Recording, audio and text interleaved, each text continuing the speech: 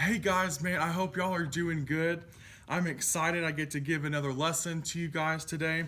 Um, we've got some exciting stuff going on here at the youth center for you guys.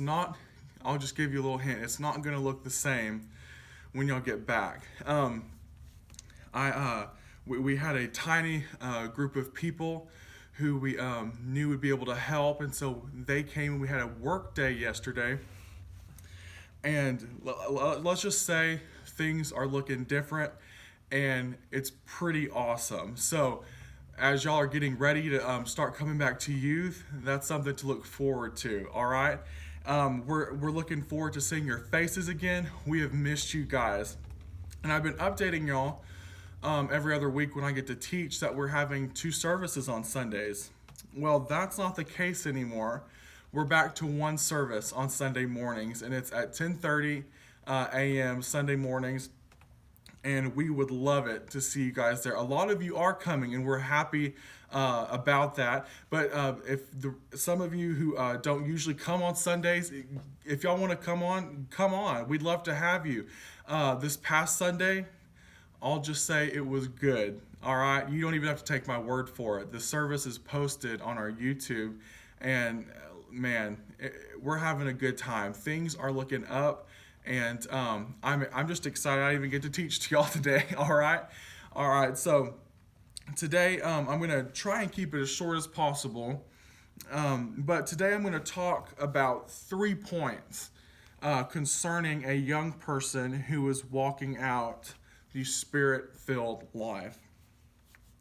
So we've all heard and used that old, who, what, where, when, why, how phrase. You answer those questions to draw a conclusion. And so today I'm going to run similar along that path to that, and I'm going to throw to you guys three points. Number one, what do we do? Number two, how do we do it? And number three, what makes it special? And these are three random questions, but I'm going to glue them to the context of a young person in the spirit-filled life. So, a young person in the spirit-filled life, what are you supposed to do? How are we supposed to do it? And what makes it special? All right? So, these are three questions that can really guide us as we are on our journey with the Lord. So, first off, what do we do? That's a very vague question. I mean, I'm going through college right now. I'm going to graduate soon, and I'm like, Lord, what on earth am I supposed to do sometimes? And so I think we all ask ourselves that question, what on earth are we supposed to do? And it can be a big question. It's a big thing. So, but if we look in our Bibles and look to see what Jesus said, all right, in every walk of life, no matter what you're doing, you need to look at the Bible to see what Jesus said, all right? That's very important. But if we look in our New Testaments, especially to see what Jesus said, we can clearly see in Matthew 28:18 through 20, and let's read that now.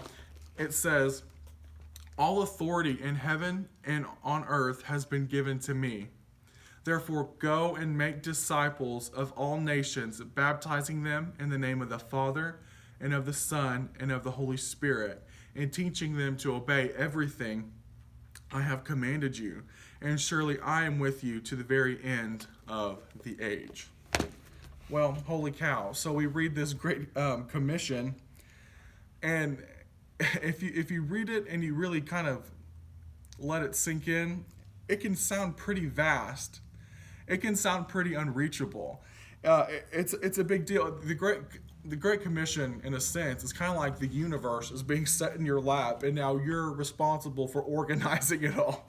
All right, so it's a big thing. But if and we read that we're to preach the whole world, discipling folk, okay, and not only do we do that, but then we have to baptize them. That's gonna really raise a water bill for somebody, but it's a big job, and so maybe what I'm about to tell you will help. I was reading a book, and I'm sure that most of you've either heard of it or you've read it yourself, and it's a good book. It's called The Cross and the Switchblade. And in the book, David Wilkerson, who is the author, he makes a statement, and I want you to listen to this statement because it really stuck with me, and it sunk in, and it made a whole lot of sense if you'll look at the context of it, or if you'll look at really what the spirit behind it is. He says, "If I were ever going to raise my sights, perhaps I would first have to lower my eyes." That might not have hit some of you. I'm going to say it again. If I were ever going to raise my sights, perhaps I would first have to lower my eyes. Let me try to explain this in the context of our lesson, all right? The Great Commission, you're going to have to visualize this with me, all right, guys? The Great Commission can seem like you're staring, just picture it, okay? You're staring off onto these snow caps on this great mountain range, this huge mountain, okay? You're staring at this snow cap, and you're looking at it from way down on the ground, and you're looking at that great peak on that mountain, and you look at it with the intent that I'm going to reach the top of that someday. It's something that you see, and you're set on a course for it, and you're there to see it fulfilled, that you're going to reach the peak of that mountain someday. But still, it's a journey where you're going to trek a lot of miles to get there through territory that you're not familiar with. The point is that you're to keep that peak, that top of that mountain, your goal, your end goal, that for our lesson, that Great Commission. You're to take that immense commission. It's to be a beacon. It's supposed to be the pinnacle through your journey. It's supposed to always be at the forefront of your mind at your journey. But let me tell you something. You're never going to make it to that peak, to that pinnacle. You'll never make it there unless you lower your eyes and see the need that's right in front of you and realize that it's going to take a whole lot of steps to get from here way up there. You got to take it one step at a time. If I were ever going to raise my sights, perhaps I would first have to lower my eyes. You keep your eyes on the pinnacle. You keep your eyes on that goal, that mission of God to reach the lost people of the whole world. You keep your eyes on that. But remember, you got to lower your eyes and look where you are and see the need around you. And that's what's going to make a difference, all right? So that segues into our second point, our second part of this. And it is, how do we do it? This here it's pretty self-explanatory, all right? So let's look at Matthew 22, 37 through 40. Matthew 22, 37 through 40. It says, "Love the Lord your God with all your heart and with all your soul and with all your mind. This is the first and greatest commandment. And the second is like it. Love your neighbor as yourself." All the law and the prophets hang on these two commandments. So what we've got here are 2 steps on living out this spirit-filled life, okay? 2 steps. Number 1, love God. Number 2, love others. I mean, it's pretty simple. Love God, love others. It's simple. This is not rocket scientists. What this is just loving God and loving the people that you're in contact with. All right? And a lot of times, I don't want this to be like, too rough for some of y'all, but a lot of times if this is difficult for you or if it's difficult for someone, it's because it involves swallowing pride. It involves burying the hatchet. It involves knocking that chip off your shoulder. It involves just getting over it. Whatever it is, you got to get over it. And that sounds rough and almost sounds insensitive, and I don't mean it that way. But in life, there's a lot of things. You just kind of you have to bite the bullet, and you got to get over some stuff. All right. And that's one of the things that can make it hard to love, especially others. You understand? I hope you're hearing my heart. I think y'all are understanding what I'm saying.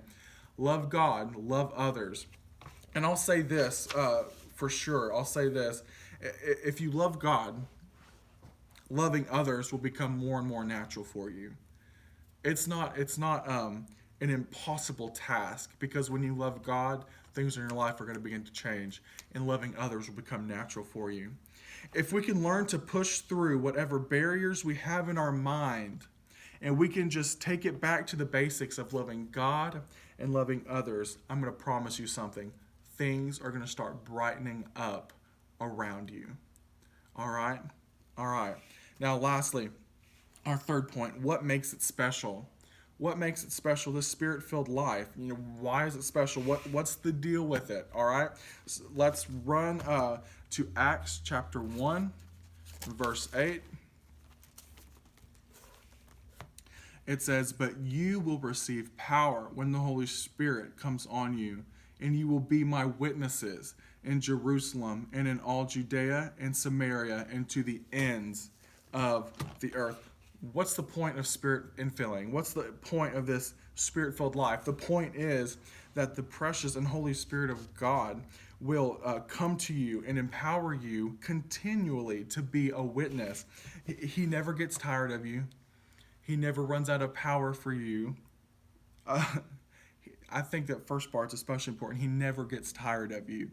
We sometimes get tired of ourselves, but he never gets tired of you. He never runs out of power to pour into you. He empowers you to be a witness.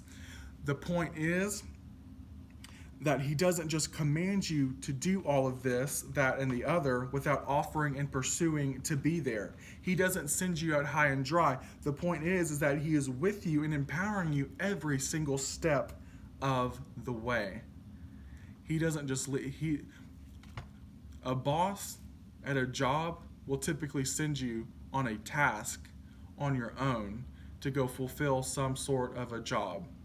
But let me tell you something. God's a boss, but what he's before a boss, he's a father. And a father wants to be with you. He wants to walk this journey out with you. So as you serve the Lord, he's going to be right there with you every step of the way, empowering you.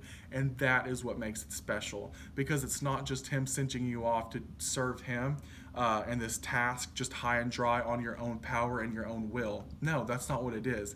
He sends his spirit to empower you to be a witness into all the earth. And so, in closing right now, what do we do? We're starting back at number 1. What do? We spread the gospel. And we spread the gospel keeping that great commission, like on the mountain. We keep it as that pinnacle in our minds, but letting Jesus flow out of us in the small things through every step of the way. How do we do it? We love God and we love others. We push the barriers against people away in our minds, and we love even those who drive us insane at times. And then lastly, what makes this special? What makes the Spirit-filled walk special? It's the Pentecostal distinction.